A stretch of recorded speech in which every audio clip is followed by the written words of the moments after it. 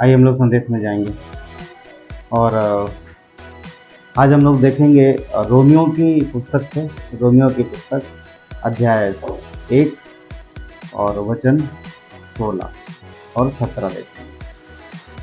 आइए पढ़ते हैं। यहाँ पे लिखा है, क्योंकि मैं सुसमाचार से नहीं लजाता, इसलिए कि वो हर एक विश्वास करने वाले के लिए, पहले तो यहूदी फिर यूनानी के लिए उद्धार के निमित्त परमेश्वर की सामर्थ, उद्धार के निमित्त परमेश्वर की सामर्थ, क्योंकि उसमें परमेश्वर की धार्मिकता विश्वास से और विश्वास के लिए प्रकट है, जैसा लिखा है कि धर्मी जन विश्वास से जीवित रहेगा। आइए प्रार्थना करते हैं।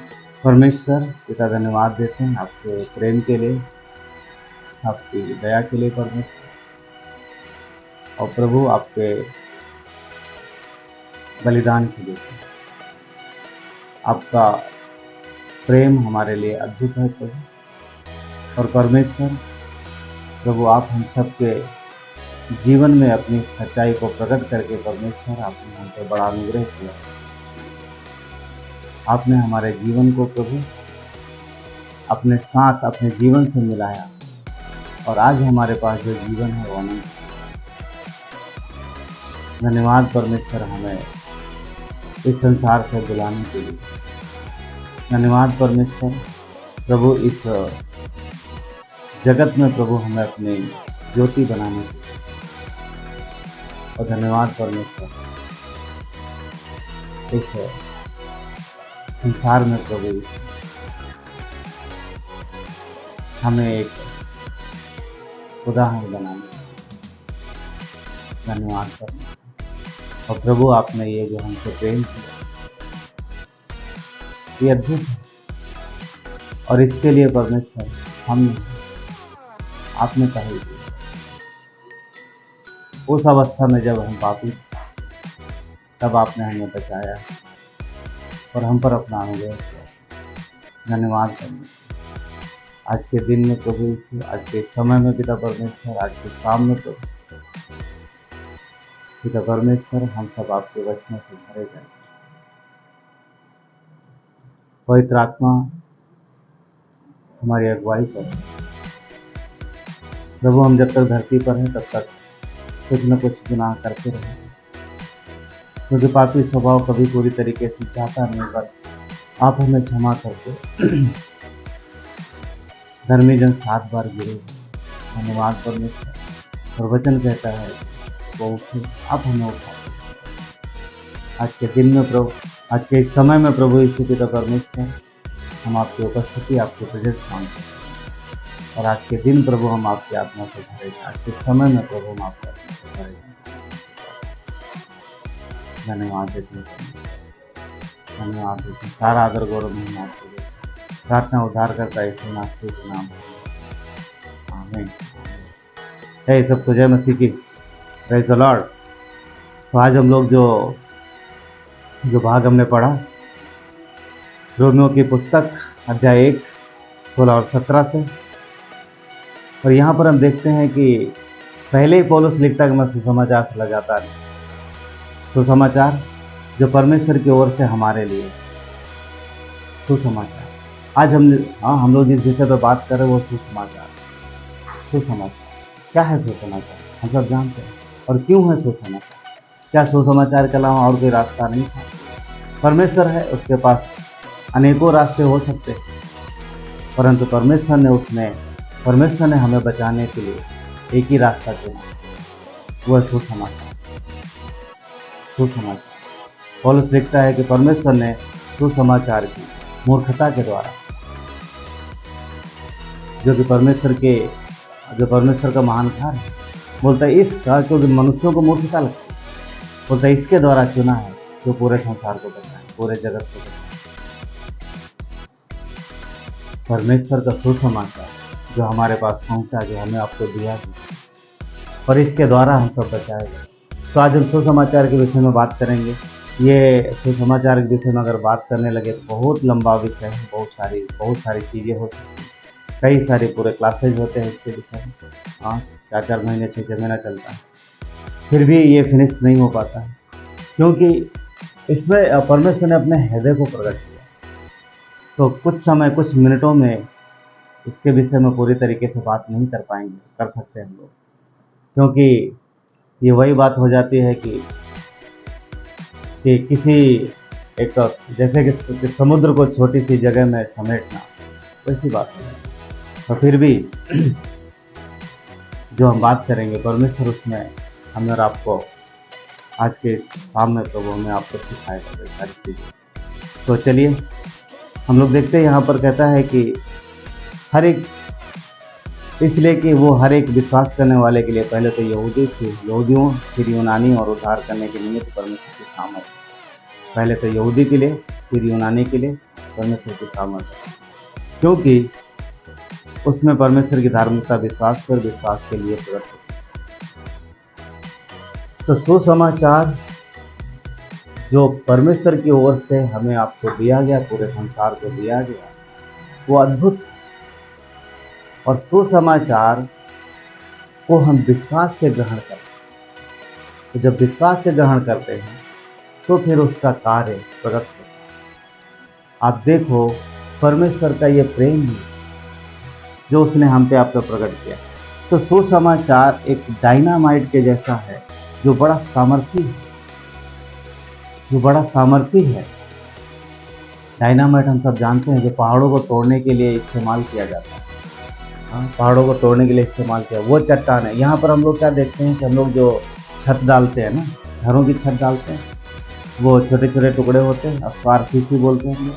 हाँ, तो ये आरसीसी जो छोटे छोटे टुकड़े होते हैं, ये छोटे छोटे टुकड़े पहाड़ों पर पहले बड़ी चट्टानों के रूप में होते हैं और उनको तोड़ा जाता है और बड़े बड़े टुकड़ों में टूटते हैं, फिर उनको ट्रकों में ला करके फिर क्रैशिंग मशीन में डाल करके उनको छोटा छोटा किया जाता है और जो हमारे आप तक पहुँचते हैं बात।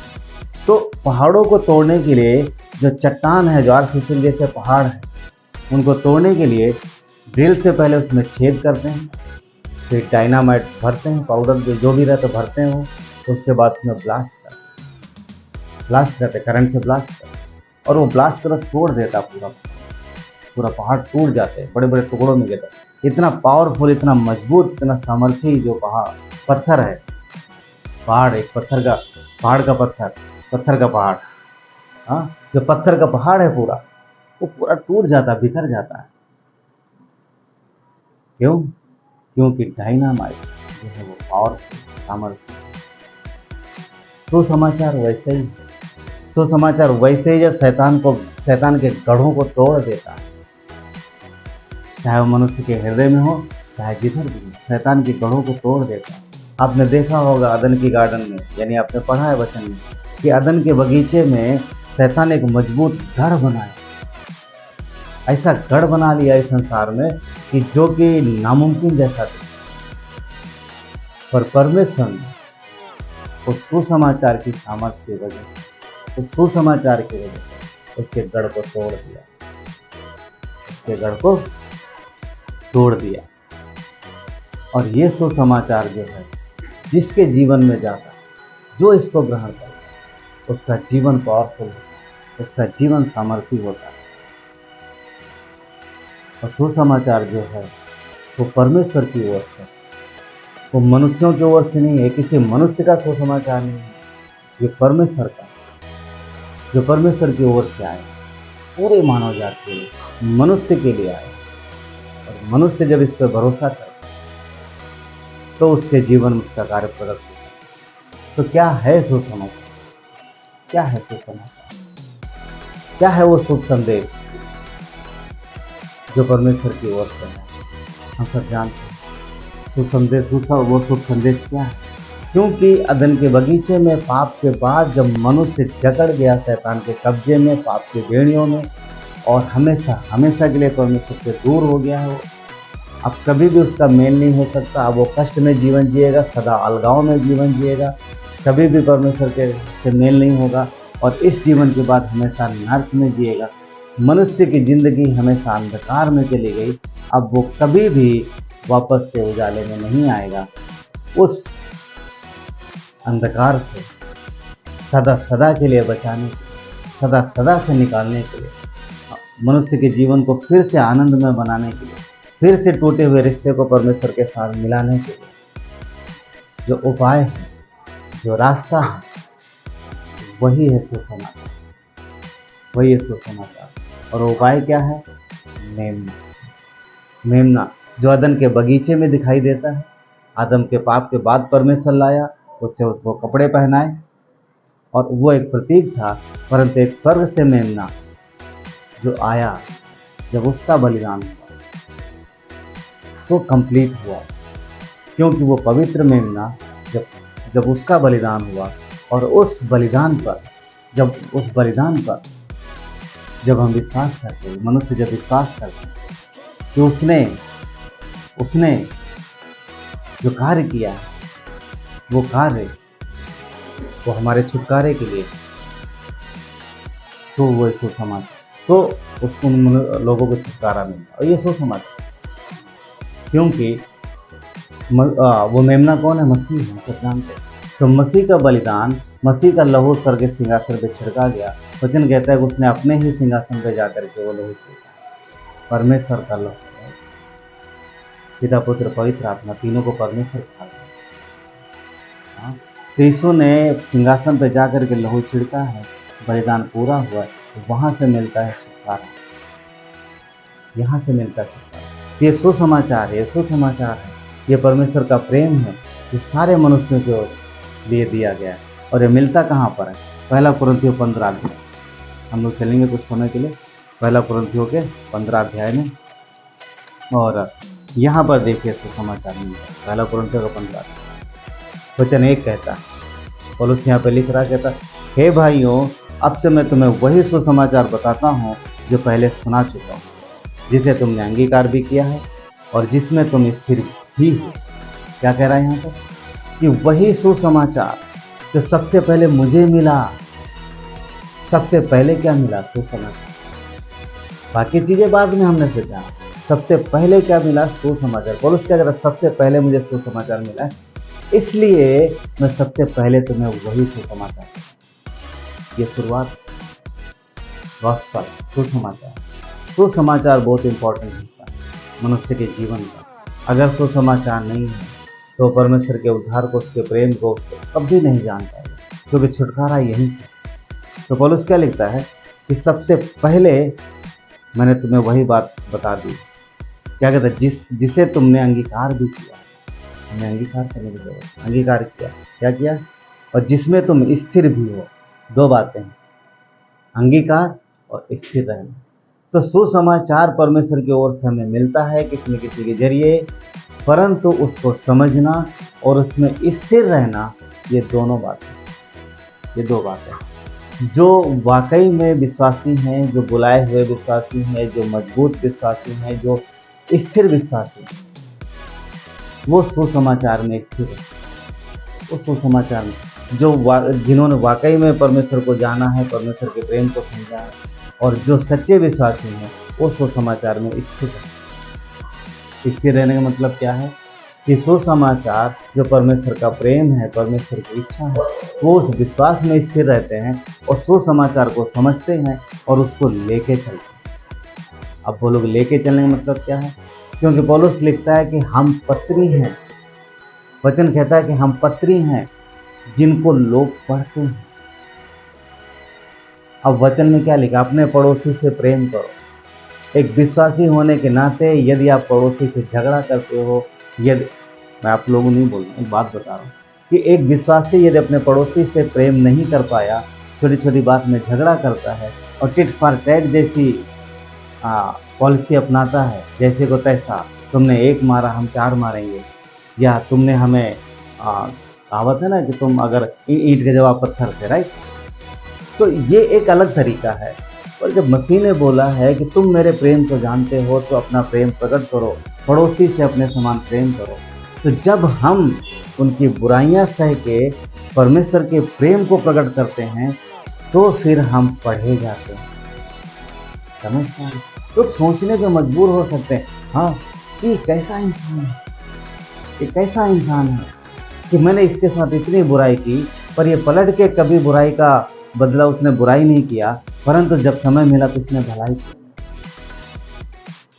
भलाई को। याद है मैंने एक आध बार बताया है कि एक व्यक्ति था और जो एक बिल्डिंग में रहता था और उसके ऊपर के फ्लोर में एक व्यक्ति और रहता और जिसके विषय में फेमस था कि वो गुंडे टाइप का व्यक्ति है और थोड़ा दादा टाइप का, वो किसी से डरता नहीं है, दादा टाइप का व्यक्ति है, ऐसा व्यक्ति था। और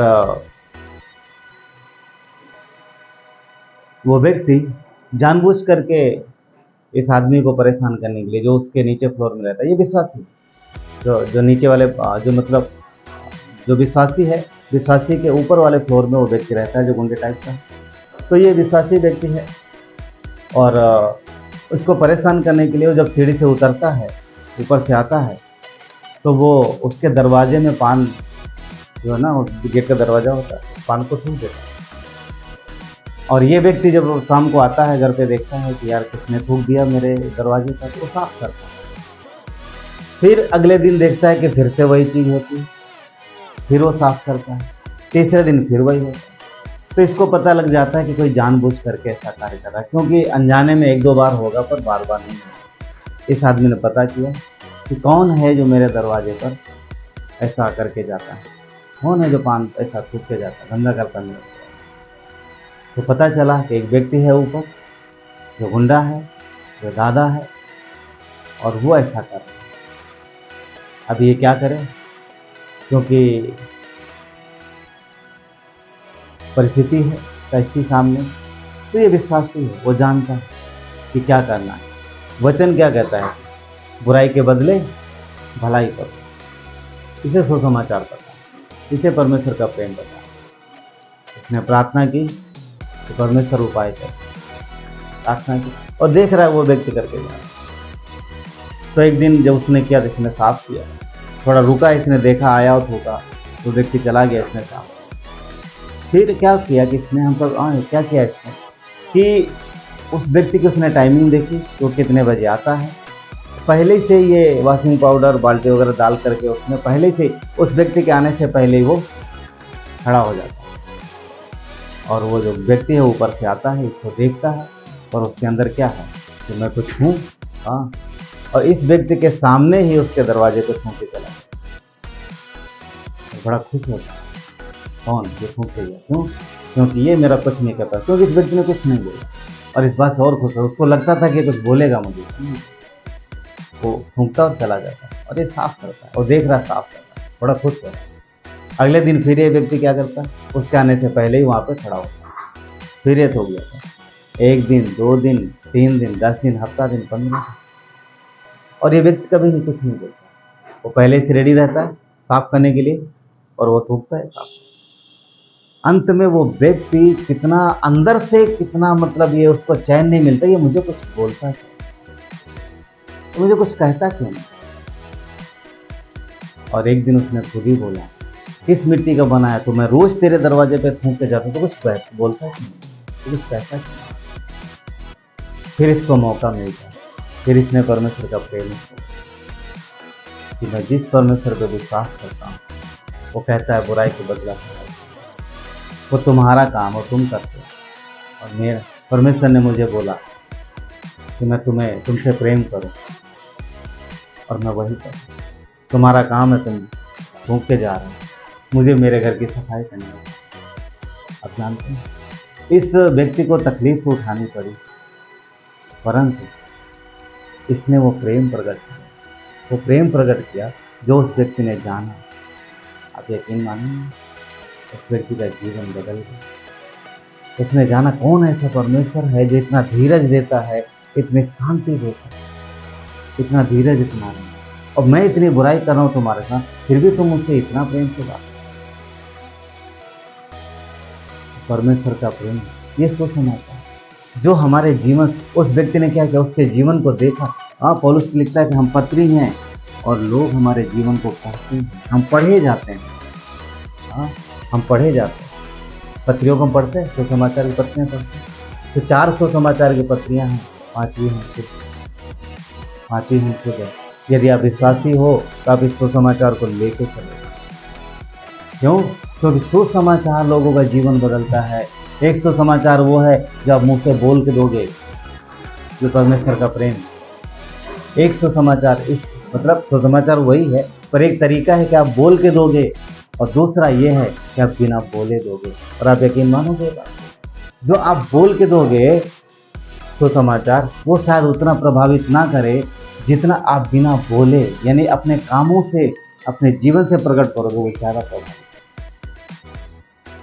मगर हाँ, ये है क्या, सुसमाचार को लेके चलना। हम लेके चलते, इसने क्या बोला, मेरा बोझ हल्का है। ये मसीह का प्रेम है, ये उसका सुसमाचार। वो गॉस्पल की बात कर रहा है कि अपना बोझ मुझे दे दो, जो तुम्हारे हृदय में ये बोझ है, जो तुम्हारे जीवन में तकलीफ, वो सब मैं लेके चलता हूँ, सिर्फ मेरा बोझ है। और परमेश्वर का बोझ क्या है, सुसमाचार। मनुष्य का पुत्र स्वयं को धन्य, ये सुसमाचार।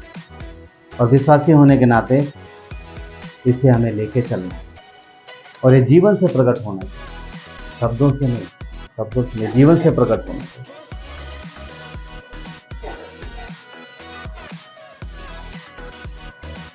प्रेरितों काम के 10 अध्याय वचन 43 में कहता है, प्रेरितों काम 10 वचन 43, सब भविष्यवक्ता उसकी गवाही देते हैं। क्या कहता है, उसकी सब भविष्यवक्ता गवाही देते हैं कि जो कोई उस पर विश्वास करेगा, उसके नाम के द्वारा पापों की क्षमा मिलेगी। तो गॉस्पल है, ये सुसमाचार जो हमारे आपके जीवन से निकलता है, परमेश्वर की ओर से हमें मिला, अब हमारी ओर से संसार में जा रहा है, संसार में जा रहा है, क्योंकि ये परमेश्वर की इच्छा है, ये परमेश्वर की इच्छा है। उसने चुना कि सुसमाचार के द्वारा पूरे संसार को बचाए। प्रेरितों काम 16:31 कहता है कि प्रभु यीशु मसीह पर विश्वास कर, तू और तेरा घराना उद्धार पाए। ये कहाँ की घटना पता है, ये पौलुस और सिलास जब जेल में थे, कहाँ पर, प्रेरितों काम के 16 अध्याय में। और वहाँ पर जो जेलर है, वहाँ पर जो जेलर है वो इनके जीवन को देखता है, और इन्होंने जो उसके साथ भलाई की उसको देखता है, उसको देखता है। और इसके बाद उसके जीवन में एक कार्य होता है।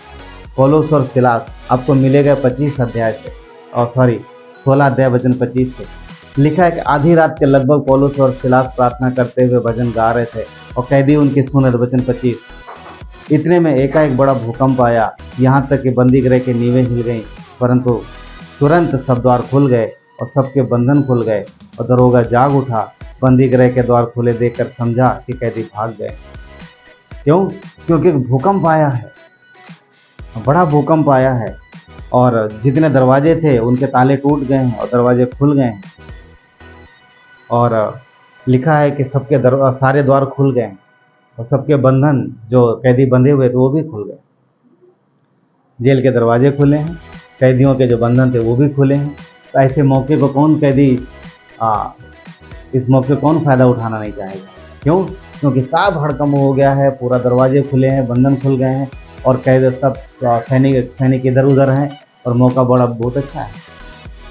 तो किस चीज़ के लिए? भाग जाने के लिए, कैदियों को भाग जाने। तो दरोगा जो वहाँ पर जो जेलर था, लिखा है कि उसने समझा क्या कि सब कैदी भाग गए, अतः उसने तलवार खींचकर अपने आप को मार डालना चाहा।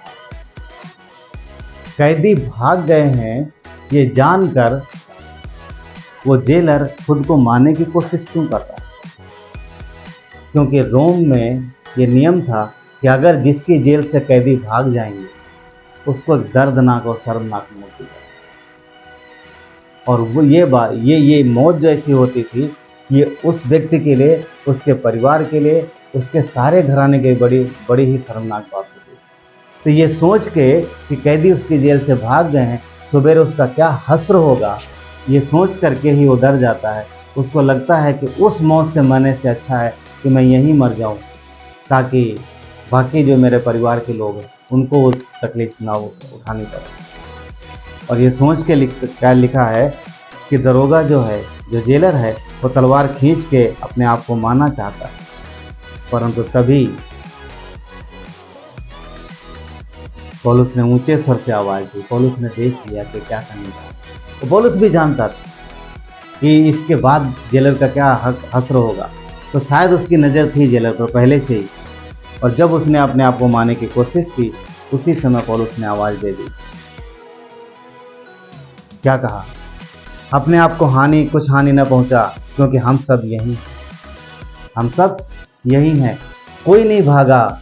अगर कोई जाना भी चाह रहा होगा तो पौलुस ने मना कर दिया, तुम हम सब यही हैं। और आगे लिखा है, तब उसने दिया मंगवाया और मंगवा करके भीतर लपका और कांपता हुआ पौलुस और सिलास के आगे गिर गया। हो सकता है जेल में यहाँ पर आया है, जहाँ की घटना है, हो सकता है यही दोनों उस कैद में हो। यही दोनों हो, इन्हीं दोनों की जिम्मेदारी शायद उसको दी गई। यही दोनों मतलब पौलुस और सिलास। और देखता है कि लोग वहाँ पर हैं, क्योंकि बड़े कैदी थे, इनकी जिम्मेदारी जेल को दी गई जिस हिस्से में रख, क्योंकि आज के जैसी जेलें नहीं थी ना उस समय। कभी घरों में होता था, कभी कहाँ इस तरीके से होता था, कभी गड्ढे में होता था। तो आज जैसे आसार बहुत सारे कैदी एक साथ होते हैं, ऐसा शायद नहीं था उस समय। हाँ, तो यहाँ पर हम देखते हैं कि वो आता है और उनके पैरों के पास गिर जाता है। क्यों गिरा? पौलुस ने कुछ किया? यहाँ पर आप देखोगे कि पौलुस और सिलास सुसमाचार को लेके चल रहा है। ये बोझ है इसका, मसीह का, जो उन्होंने अपने कंधे पे उठा रखा। तो पौलुस और सिलास के जीवन से इन्होंने उसे सुसमाचार दिया नहीं, पर उस जेलर ने इनके जीवन से वो कार्य देखा, वो सुसमाचार देखा, वो प्रेम देखा, और वो उनके आगे गिर गया। वचन 30 कहता है, उन्हें बाहर लाकर कहा, हे सज्जनों, उद्धार पाने के लिए मैं क्या करूं? अभी मौका आया। किसके? पौलुस के पास। अभी मौका आया सिलास के पास। पहले उसने उनके जीवन को देखा, वो सुसमाचार जो जीवन से प्रकट हुआ, अब बोलता मैं क्या करूं? तो अब उनको मौका मिला है, अब उन्होंने उसे सुसमाचार दिया। और वचन 31 कहता है, उन्होंने कहा, प्रभु यीशु मसीह पर विश्वास कर तो तू और तेरा घराना उद्धार। उसके आगे लिखा है, और उन्होंने उसको और उसके सारे घराने के लोगों को प्रभु को वचन सुनाया। अब देखो, अगर ये भाग जाते तो वो और उसका पूरा घराना अगले दिन क्या सुनने वाला था, क्या देखने वाला? उस जेलर की दर्दनाक मौत। परंतु उन्होंने परमेश्वर के प्रेम को उस पर प्रकट किया, और जेलर ने उस प्रेम को, उस सुसमाचार को देखा। अब वो क्या सुन रहा है? अब उसके घराने के लोग क्या देख रहे हैं, क्या सुन रहे हैं? जो मौत देखने वाले थे, अब उन्हें जीवन मिल रहा है। अगले दिन जेलर की मौत देखना था, आज जेलर को क्या मिला? नया जीवन मिला। और सिर्फ जेलर को नहीं, उसके सारे घरानों को मिला। तभी वचन कहता है, तभी पौलुस कहता है, तेरे तो विश्वास करो तेरा घराना उद्धार। ठीक है, ये सुसमाचार हम पत्री हैं, हम पढ़े जाते हैं। तो हम विश्वासी होने के नाते हमें परमेश्वर के सुसमाचार को, उसके प्रेम को, उसके सुसमाचार को अपने जीवन में लेके चलना है, लेके जाना है। रोमियो का 10:9 भी कहता है, रोमियो का 10:9 कहता है, ये तो अपने मुंह से यीशु को प्रभु जानकर अंगीकार करे और अपने मन में विश्वास करे तो निश्चय उद्धार पाएगा। तो तू निश्चय उद्धार, परमेश्वर। पौलुस ने क्या बोला कि तू और तेरा घराना उद्धार पाएगा। तो ये सुसमाचार है, परमेश्वर का प्रेम है, ये सामर्थ्य है, ये लोगों के जीवन में परमेश्वर का प्रेम और आनंद लेके आता है, ये अनंत जीवन लेके आता है, ये सदा की शांति लेके आता है। क्यों? क्योंकि सुसमाचार परमेश्वर का प्रेम है। परमेश्वर अपने प्रेम को इस सुसमाचार के द्वारा प्रकट करता है, क्योंकि वचन कहता है कि उसके पास इकलौता पुत्र, यीशु मसीह जो परमेश्वर का इकलौता पुत्र, वो इस धरती पर आया, वो हमारे आपके लिए आया। ये उसका प्रेम है, परमेश्वर का प्रेम जो उसने हमें दिया। क्योंकि यूहन्ना 3:16 क्या कहता है कि परमेश्वर ने जगत से ऐसा प्रेम किया, उसने एक व्यक्ति से नहीं, एक देश से नहीं, पूरे संसार। क्यों? मनुष्य उसके हैं, उसने मनुष्यों से प्रेम किया है, और इसलिए उसने अपने इकलौते बेटे। और आज जो सुसमाचार है उसी बेटे के कार्य का है, परमेश्वर के कार्य का है। जो उसने हम पूरे मनुष्य जाति के छुटकारे के लिए किया। ये परमेश्वर का प्रेम, और यही सुसमाचार। पहला यूहन्ना 4:10 क्या कहता है कि प्रेम इसमें नहीं कि हमने परमेश्वर से प्रेम किया, पर इसमें है कि उसने हमसे प्रेम किया और हमारे पापों के लिए अपने पुत्र को दिया। हमारे लिए क्या लगाओ। आज संसार तकलीफ, परेशानी, कष्टों में और बहुत सारी चीज़ों में जीत है। उसके अलावा सबसे बड़ी बात एक ये है कि मनुष्य जो अलग है वो सदा सदा के लिए अलग है। पर रास्ता है, सुसमाचार है जो लोगों पर गवाही बनती है, लोगों पे गवाही बनती है, और जो उसको जानते हैं, स्वीकार करते हैं और उनके जीवन में परमेश्वर का प्रेम आता है। सुसमाचार सामर्थ्य है। जब एक व्यक्ति सुसमाचार ग्रहण करता है उसके जीवन में बदलाव होता है। क्यों? क्योंकि वो अलग था, अब हमेशा के लिए वो परमेश्वर के साथ उसका मेल मिलाप हो जाता है और कोई भी कभी भी उससे परमेश्वर के हाथ से छीन नहीं सकता। यीशु ने क्या बोला कि मेरी भेड़ों को कोई भी मेरे हाथ से छीन नहीं सकता। सदा के लिए उसे उद्धार मिलता है, अनंत जीवन मिल जाता है और उसके जीवन में शांति और आनंद आती है। परमेश्वर की शांति। यीशु ने क्या बोला, मैं तुम्हें अपनी शांति देता हूं, तो संसार नहीं देता। सदा के लिए जो दूर थे सदा के लिए, अब हमेशा के लिए मेल मिलाप होता है, उसकी शांति, उसका आनंद हमारे जीवन में आता है। अफकोर्स हो सकता है तकलीफ परेशानी रहें और रहेंगी, क्योंकि जब तक धरती पर इंसान रहेगा तकलीफ परेशानी रहेंगी, परंतु परमेश्वर की शांति हमारे आप और उस व्यक्ति के साथ रहेगी। क्यों? क्योंकि यीशु ने क्या बोला, मैं तुम्हें कभी नहीं छोड़ूंगा, हमेशा उसके साथ। प्रेरितों काम के तीसरे अध्याय में यहाँ पर हम देखते हैं कि पौलुस और सिलास कुछ समय के लिए चलेंगे। प्रेरितों काम 3 अध्याय। पौलुस और सिलास परमेश्वर के भवन में जाते हैं और हम सब ने पढ़ा इस कहानी को। वहाँ पर देखते हैं कि एक लंगड़ा भिखारी उन्हें मिलता है और वो रोज़ वहीं बैठता है, वो भीख मांगता है और लोग उसे देते भी, लोग उसे भीख देते भी। जब ये दोनों जाते हैं, वचन 3 कहता है, 3 का 3 प्रेरितों काम, कि जब उसने पतरस और यूहन्ना को मंदिर में जाते देखा तो उनसे भीख मांगी। पतरस ने यूहन्ना के साथ उसकी ओर ध्यान से देखा, कहा हमारी ओर देख। वचन 5 कहता है, अतः वो उनसे कुछ पाने की आशा रखते हुए उनकी ओर ताकने लगा। जब उसने बोला हमारी ओर देख, तो उनकी ओर देखने लगा, क्या वे कुछ देंगे, शायद इनसे मुझे ज़्यादा मिले। क्यों? क्योंकि ये लोग हम पे ध्यान दे रहे हैं। इस भिखारियों के साथ क्या, तो कोई उन पर ध्यान नहीं देता। अगर देखते लोग भिखारी है, बैठा है, तो जो भी निकालेंगे देंगे, जाएंगे, पर उसके और ध्यान देते। मतलब उसके लाइफ से किसी को इंटरेस्ट नहीं रहता।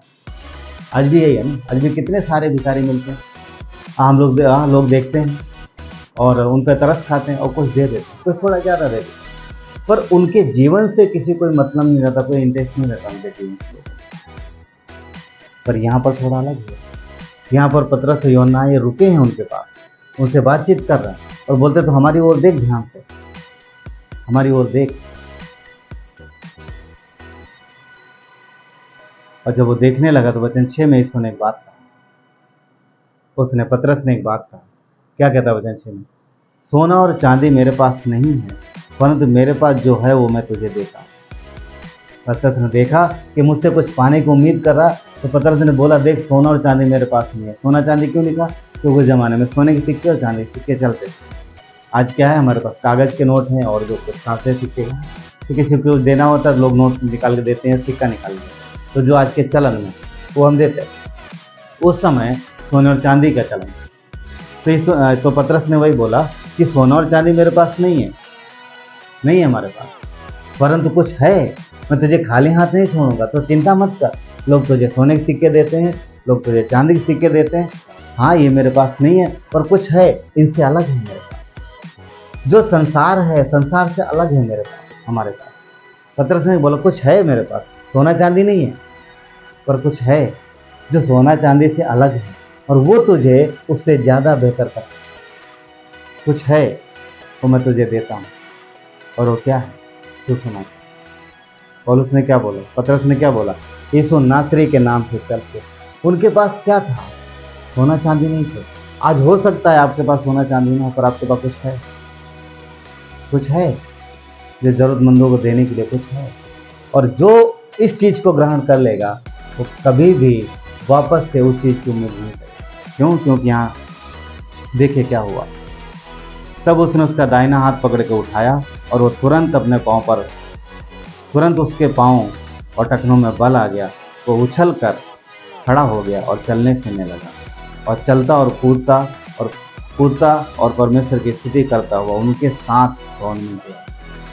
देख रहे हैं, इसके पहले लोगों ने सोना दिया, चांदी दिया, बहुत कुछ दिया उसे, तो उसका लाइफ वहीं का वहीं रहा।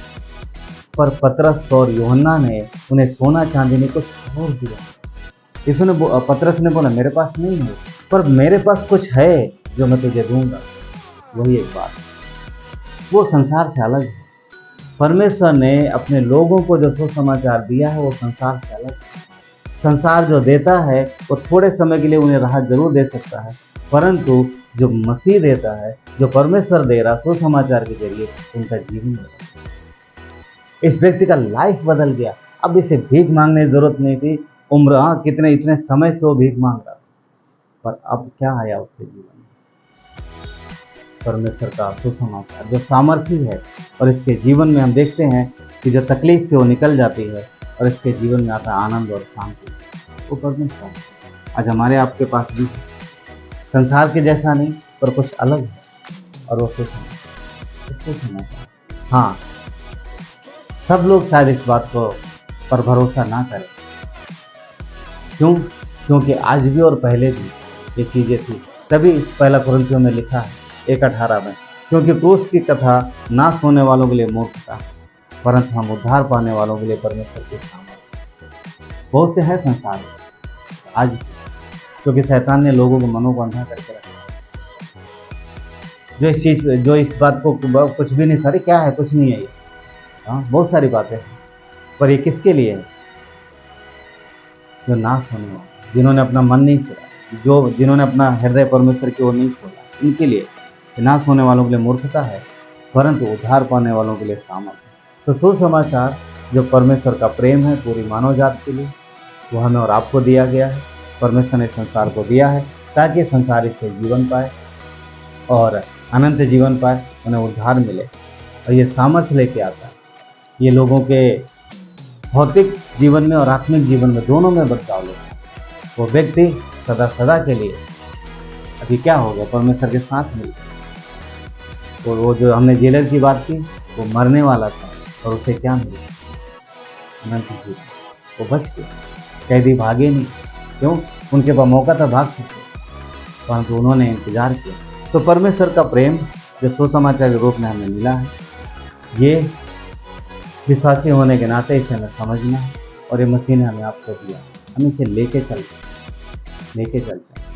तो जो पत्रियां हम पढ़ते हैं वो हमारे लिए, परंतु हम एक पत्री के रूप में संसार पर पेश किया जाता है, एक गवाही के रूप में।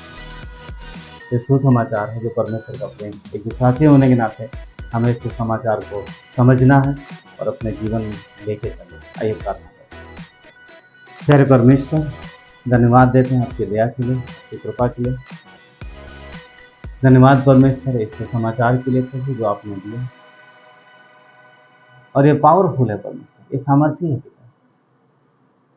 और इस चीज को प्रभु यीशु, इस सुसमाचार को करना जिसके द्वारा हम बचाए गए, कि हमारे द्वारा लोगों को प्रकट होगा, संसार को प्रकट होगा, एक गवाही के रूप में।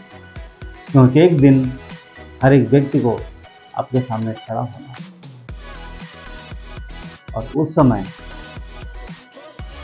ये सुसमाचार वहां पर भी गवाही देगा। क्यों? क्योंकि जो व्यक्ति नरक जाएगा उसे धरती पर कब ये बात बताई, उसका इनकार ही उसे लेकर जाए, और एक गवाही के रूप में। परमेश्वर, जब तक हम धरती पर हैं तब तक हम आपके प्रेम को प्रकट करते हैं। लोगों के पास भी तभी तक मौका है इसे स्वीकार करने का, प्रकट करने का, स्वीकार करने का। तभी तक है जब तक हम धरती पर। परमेश्वर,